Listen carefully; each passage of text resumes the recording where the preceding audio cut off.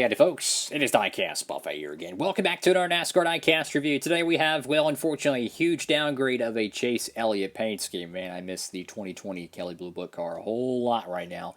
It is the 2022 edition of the Kelley Blue Book Chevrolet Camaro, and I've got some spicy opinions about this one. So without further ado, let's go and get it out of the box. Alrighty, folks, we're out of the good old box. And of course, got this diecast from our friends over there at Circle B Diecast. You can too. You can save on shipping, guys, with the promo code Diecastbuffet. So let's go ahead and hop into this. Of course, that's for $30 or more.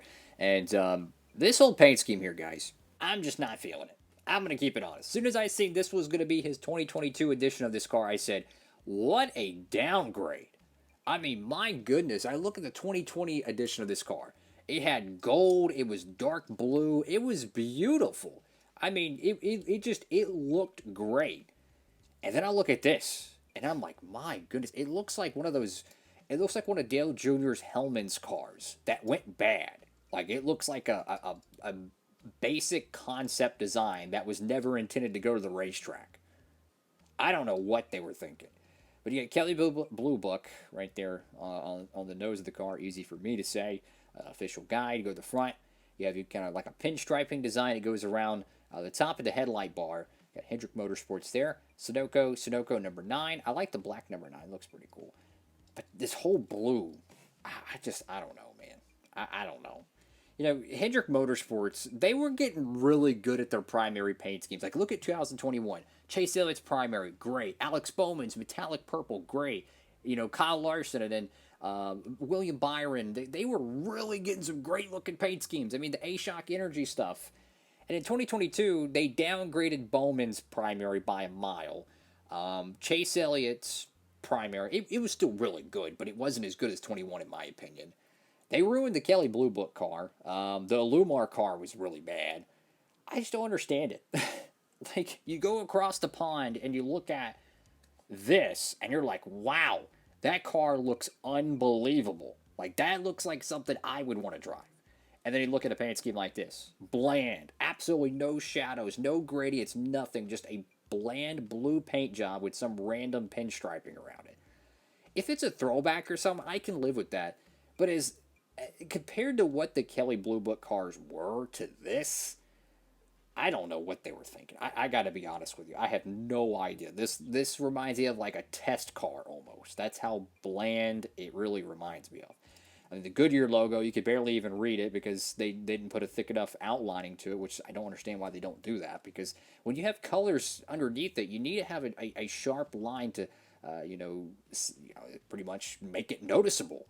Got Cup Series, you got a very bad, I wouldn't say very bad. Maybe it's supposed to be like that. The whole striping notch right there. Who knows? The Chase Elliott name banner, or not name banner, but the name rail, kind of hard to see because they don't have an outlining once again.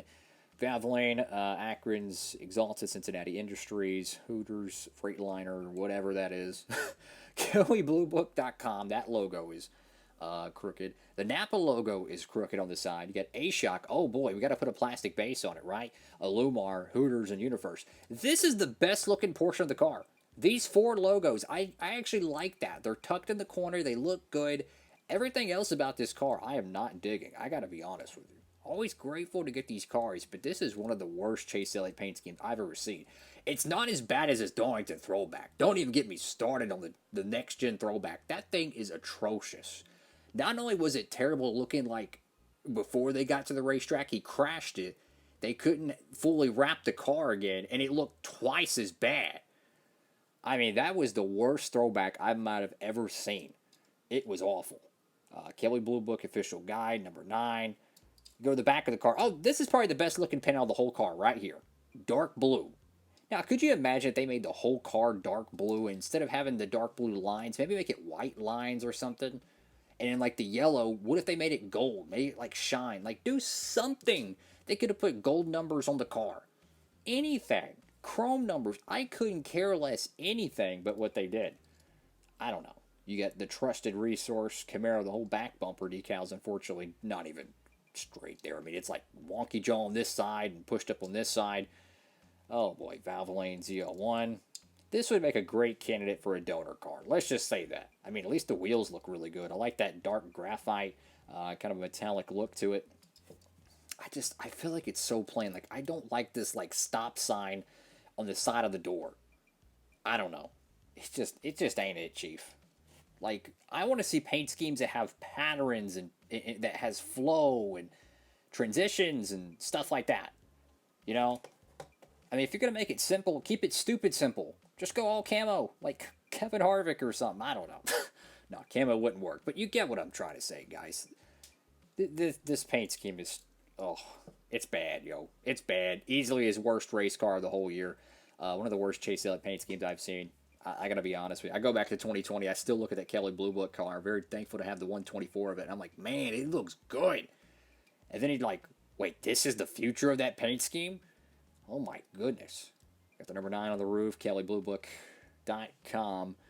And you go to the back window, Elliott once again, auto parts right there. Hey, at least they didn't put an outlining for the auto parts decal, because usually they throw a fit and they want to have a gigantic box underneath it, because apparently we can't read that it says Napa Auto Parts if we don't put an outlining on the Goodyear logos or the Chase Elliott logo there. I don't know. As a Chase Elliott fan, this bugs me because this paint scheme could have been so good. But also, I'm very glad he didn't win in this paint scheme. And he actually won the Napa car every time, I think, which looks pretty darn good.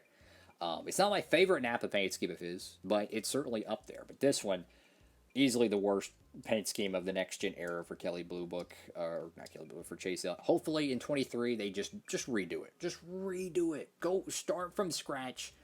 Because I would put this car almost in the same ballpark as this. That's honest. That's being honest, y'all. Oh boy. So, I'll leave the video with this, guys. What do y'all honestly think? I look forward to reading your comments. If you love the paint scheme, that's awesome. I absolutely respect that. But to me, this just ain't it, Chief.